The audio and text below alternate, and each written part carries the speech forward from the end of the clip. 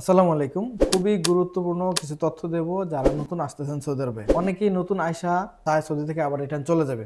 ভিসার মেয়াদ ৩ মাস থাকে, এটা সবাই জানেন। এই ৩ মাসের ভিতরে অনেকে মনে করে আমি টিকিট কাটলে হয়তো চলে যেতে পারবো। আর অনেকের কি আমার মেয়াদ আছে, অনেকে চাচ্ছে যে শুধু টিকিট কেটে দেশে চলে যাবো। এটা আপনাদের ভুল ধারণা। যদি আপনি সৌদি আরবে নতুন আইসা থাকেন, প্রথম যে ভিসার মেয়াদ এটা ৩ মাস থাকে, ওইখান থেকে আপনার একটা বর্ডার নাম্বার দেবে। বর্ডার নাম্বারটা অবশ্যই কালেক্ট করবেন। এখন অনেকের দেয় না, না দিলে আপনি অবশ্যই অনলাইন থেকে বের করে নেবেন। আর নাহলে আমাদের সাথে যোগাযোগ করলে আমরা বের করে দিতে পারবো। ওই নাম্বার দিয়ে আপনার কফিল টাকা ডালার পর ইকামা নাম্বার তুলবে বা ইকামা করতে পারবে। মেন কথা হলো যারা নতুন আসতেছে, অনেক কল পাইছি আমি, অনেকেই বলে ভাই আমি নতুন আসছি, আমার ভিসার তো মেয়াদ আছে, এখন আমি শুধু টিকিট কাটলে কি যাইতে পারবো কিনা। অনেকে জিজ্ঞাসা করে না, যারা বুঝে না, ডাইরেক্ট চলে যায় এয়ারপোর্টে। এয়ারপোর্ট থেকে কিন্তু সরাসরি রিটার্ন দিবে আপনাকে, কারণ আপনার এই ভ্যালিড এক্সিট নাই, কোনো কিছু নাই। ভিসার মেয়াদ আছে মানলাম, এখানে আসার পরে কিন্তু আপনার মাস্ট বি এক্সিট নিতে হবে বা ইকামা করতে হবে। তারপরেই আপনার কফিলে এক্সিট দিলে আপনি যাইতে পারবেন টিকিট কেটে, আর না হলে কোনোভাবে কিন্তু আপনি যাইতে পারবেন না। অনেকেই এই ভুলটা করে ফেলায়। আর অনেকে আছে মেয়াদ আছে ইকামার, আমার ফোন দিয়ে বলে যে ভাই কেমন মেয়াদ আছে, আমি চাচ্ছি এখন টিকিট কেটে শুধু দেশে চলে যাব, আমি কি যাইতে পারবো কিনা। অনেক মানুষ রিটার্ন আসছে, কারণ জানে না, মনে করছে মেয়াদ আছে, নিজের টিকিট নিজে কাটতে চলে যেতে পারবো। এটা ভুল ধারণা, আপনি কোনোভাবে যেতে পারবেন না। যারা নতুন আসছেন, বিশাল মেয়াদ থাকুক যাই থাকুক, আপনার কফিলে